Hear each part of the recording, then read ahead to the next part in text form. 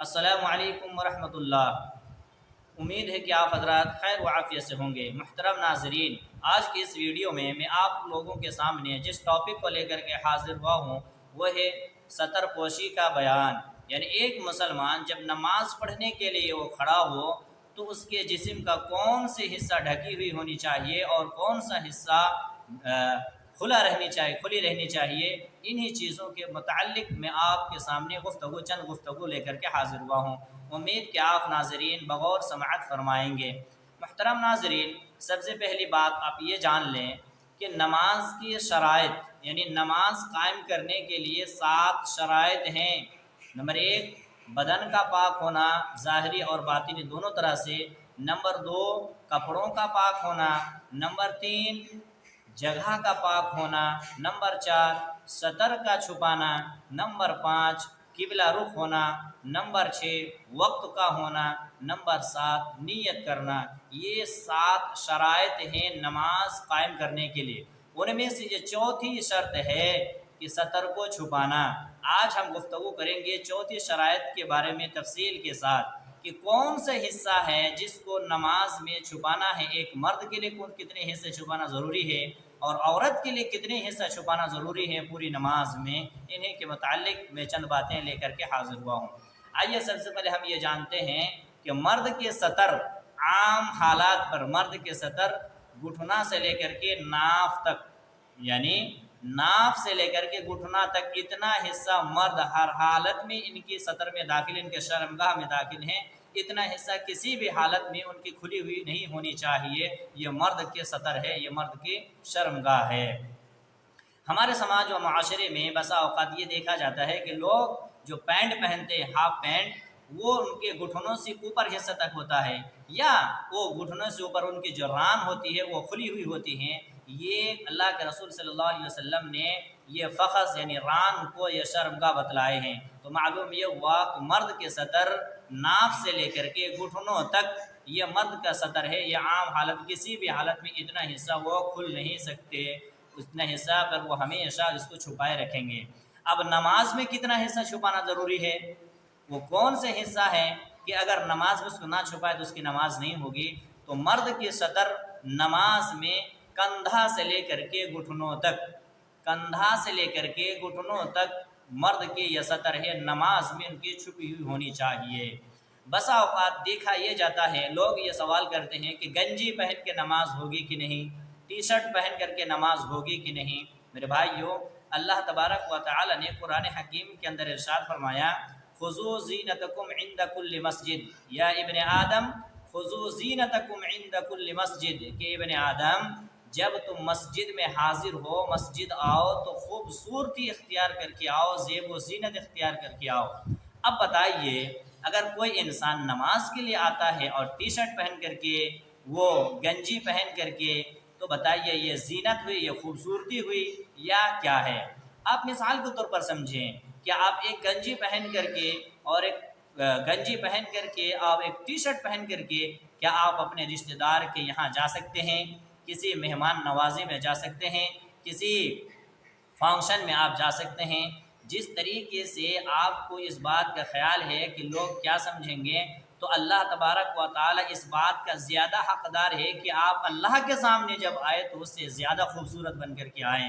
لہٰذا معلوم یہ ہوا کہ مسجد میں ہمیں خوبصورت اختیار کر کے آنا ہے، اور بہتر یہ ہے کہ آپ کرتا پہنیں، پاجامہ پہنیں اور لنگی پہنیں۔ ٹی شرٹ اتنی لمبی ہونی چاہیے کہ آپ کے پورے سطر کو ڈھکی ہوئی ہونی چاہیے۔ بسا اوقات یہ دیکھا جاتا ہے کہ لوگ ٹی شرٹ پہن کر کے اور پینٹ پہن کر کے جو لوگ نماز پڑھنے کے لیے آتے ہیں، اور ان کی ٹی شرٹ اتنی شارٹ ہوتی ہے کہ جب وہ رکوع کے لیے جاتے ہیں یا سجدہ کے لیے جاتے ہیں تو ان کے کمر کے جو حصہ ہے، باہر کے کمر کی حصہ ہے، وہ جب رکوع کے لیے جھکتے ہیں یا سجدہ کے لیے جب جاتے ہیں تو ان کا وہ حصہ کھل جاتا ہے۔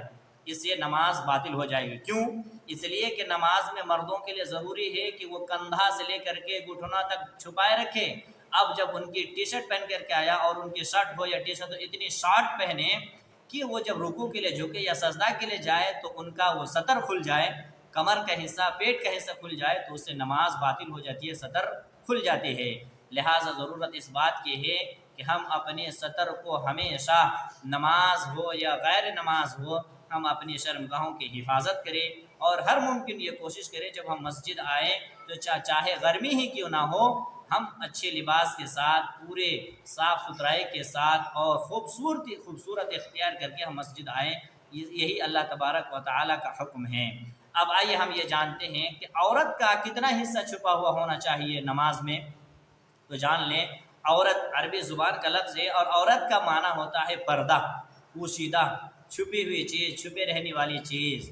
تو عورت عام دنوں میں یعنی عام حالات پر نماز کے علاوہ پورے حصہ ان کا یہ سطر ہے، پورے حصہ ان کو چھپا کر کے رکھنا پڑے گا۔ جب بھی وہ گھر سے باہر جائیں تو وہ اپنے سر سے لے کر کے پیر تک اس کے جسم کے کچھ بھی حصہ دکھائی نہ دے، یہ ان کی سطر ہے۔ مگر جب ایک عورت جب نماز کے لیے کھڑی ہو تو ان کی سطر شریعت ہمیں یہ بتاتی ہے کہ ایک عورت کی سطر یہ ہے کہ وہ پورا جسم ڈھکے رہے گی سر سے لے کر کے پیر تک، مگر ان کا چہرہ اور ان کا یہ ہاتھ والا حصہ کلائی تک ان کا یہ کھلا ہوا رہے گا۔ چہرہ اور کلائی تک ان کے دونوں ہتھیلی یہ کھلی ہوئی ہونی چاہیے، نماز میں اتنا حصہ ان کی کھلی ہونی چاہیے، اتنی اجازت ہے۔ بقیہ جو اس کا اعضاء ہیں، بقیہ جو ان کے جسم ہیں، یہ پورے جسم ان کی ڈھکی ہوئی ہونی چاہیے۔ شریعت کی یہ تعلیم ہے، شریعت کا یہ قانون ہے، شریعت کا یہ طریقہ ہے۔ تو معلوم یہ ہوا کہ ایک مرد کا سطر کندھا سے لے کر کے گھٹنا تک جسے نماز کی حالت میں، اور عورت کے سطر پورے جسم ڈھکی ہوئی ہونے چاہیے، صرف چہرہ اور دونوں ہتھیلی کے وہ کھلے رکھیں گے۔ یہ ہوا سطر پوشی میرے بھائیوں۔ اب ہم یہ سوال یہ پیدا ہوتا ہے سماج و معاشرے میں کہ مرد کا نماز کا طریقہ الگ ہے اور عورت کا نماز کا طریقہ الگ ہے، اور وہ یہ کہتے ہیں کہ عورت کو یہ نماز پڑھنے کی جب جاتی ہے اور سجدے کی حالت میں جب ہوتی ہے تو عورت کو تو پردہ کرنے کا حکم ہے، اور اسی لیے دیکھا یہ جاتا ہے کہ عورت جب سجدہ کرتی ہے تو دونوں ہاتھوں کو، ان کی دونوں ہاتھ کی جو کہنیاں ہوتی ہیں، ان دونوں ہاتھوں کہنیوں کو وہ زمین سے لگا دیتی ہے، زمین سے سٹا دیتی ہے۔ یہ غلط ہے۔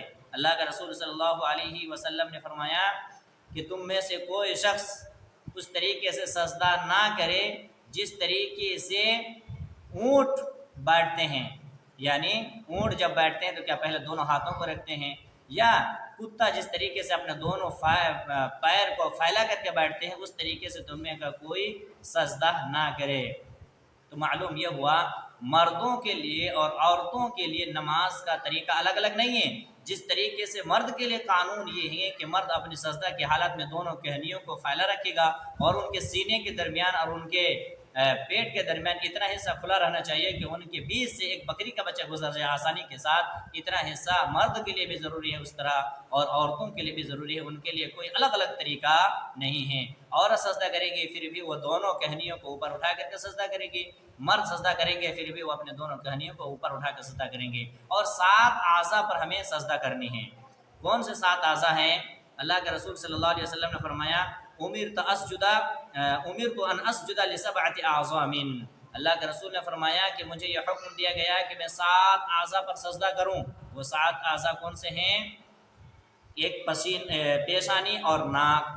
سجدے کی حالت میں پیشانی اور ناک کا زمین میں ٹچ ہونی یہ ہمارے لیے اور آپ کے ضروری ہے۔ اگر کوئی انسان یہ سجدہ کرتا ہے اور ان کی پیشانی تو سجدے کی حالت میں ہے مگر ان کے ناک اٹھی ہوئی ہے زمین سے، ان کا سجدہ مکمل نہیں ہوگا۔ اسی لیے ضروری ہے کہ 7 اعضاء سجدے کی حالت میں زمین پر ہونی چاہیے۔ وہ 7 اعضاء پہلی چیز کہ پیشانی اور ناک، دوسری چیز دونوں گھٹنے، تیسری چیز دونوں پیر کی انگلیاں، اور یہ کتنا ہوا؟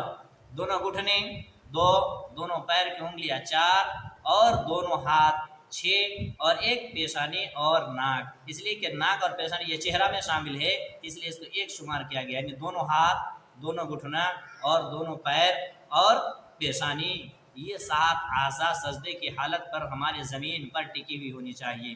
اگر کوئی شخص سجدہ کرتا ہے اور ان 7 اعضاء میں سے کوئی ایک اعضاء زمین سے ٹچ نہ ہو تو ان کی سجدہ ادھوری رہ جائے گی، مکمل نہیں ہوگی، اور ان کے نماز میں خلل پیدا ہوگا، نماز میں کمی واقع ہوگی۔ لہٰذا ضرورت اس بات کی ہے کہ ہم مردوں کے لیے اور عورتوں کے لیے کوئی الگ الگ طریقہ قائم نہ کریں، بلکہ ہم اللہ اور اس کے رسول کی جو صحیح تعلیمات ہیں اس کو ڈھونڈنے کی اور اس کو تلاش کرنے کی ضرورت ہے۔ کیا عورتوں کے لیے پردہ کا جو اہتمام ہے، کیا اللہ کے نبی صلی اللہ علیہ وسلم کو یہ معلوم نہیں تھا کہ عورتوں کے کہ عورت جب سجدہ کرے تو وہ اپنے پردہ کا خیال رکھیں؟